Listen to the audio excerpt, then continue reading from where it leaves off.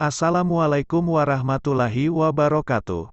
Sahabat yang beriman, Danau Tiberias yang terletak dekat dataran tinggi Golan, adalah danau air tawar terbesar di Palestina. Keberadaannya mempunyai kedudukan tersendiri dalam kepercayaan tiga agama samawi, yaitu Yahudi, Kristen, dan Islam. Menurut Islam, Danau Tiberias yang mempunyai beragam sebutan yaitu Danau Galilea, Danau Genesaret, Danau Kineret, dan Danau Kinerot ini dikaitkan dengan salah satu tanda kiamat yaitu munculnya Dajjal dan kelak akan meminum air dari danau ini hingga habis. Hal ini sebagaimana diriwayatkan hadits sahih yang cukup panjang dari Nawas bin Saman. Setelah itu Nabi Isa putra Maryam didatangi oleh sekumpulan orang yang dilindungi Allah Subhanahu wa Ta'ala dari Dajjal. Lalu ia mengusap wajah mereka dan memberitahukan kepada mereka mengenai derajat yang akan mereka peroleh di surga.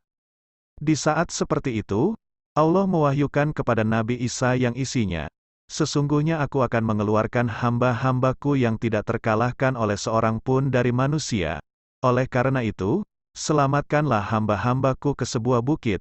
Kemudian Allah mengeluarkan Ya'juj dan Ma'juj. Mereka turun ke segala penjuru dari tempat yang tinggi.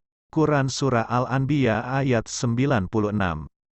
Rombongan pertama dari mereka melewati Danau Tiberias, lalu meminum semua airnya. Kemudian rombongan yang terakhir mereka lewat dan berkata, "Di tempat ini dahulu ada air."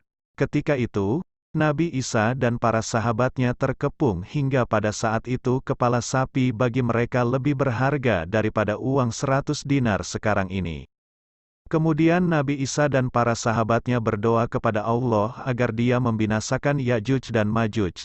Maka Allah mengirimkan kepada mereka penyakit hidung, mengandung ulat, seperti yang melanda hewan ternak yang mengenai leher-leher mereka. Maka mereka semua mati seperti matinya seorang jiwa. Hadis riwayat Muslim. Hadits ini menguatkan hadits lain yang diriwayatkan dari Fatimah binti Qais tentang kisah mengeringnya air Danau Tiberias.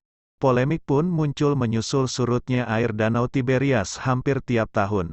Pada 2018 lalu misalnya, jagat media sosial juga dihebohkan dengan menyusutnya Danau Tiberias hingga tampak pulau kecil di tengah-tengah danau.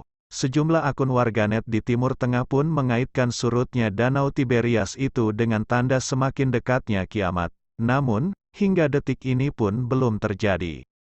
Secara terpisah, mantan Mufti Agung Mesir, Syekh Ali Jumah meyakinkan bahwa mengeringnya Danau Tiberias adalah bagian dari tanda-tanda kiamat, hanya saja bahwa kapan kiamat sendiri itu terjadi tidak bisa dipastikan begitu saja hanya dengan menyusutnya Danau Tiberias.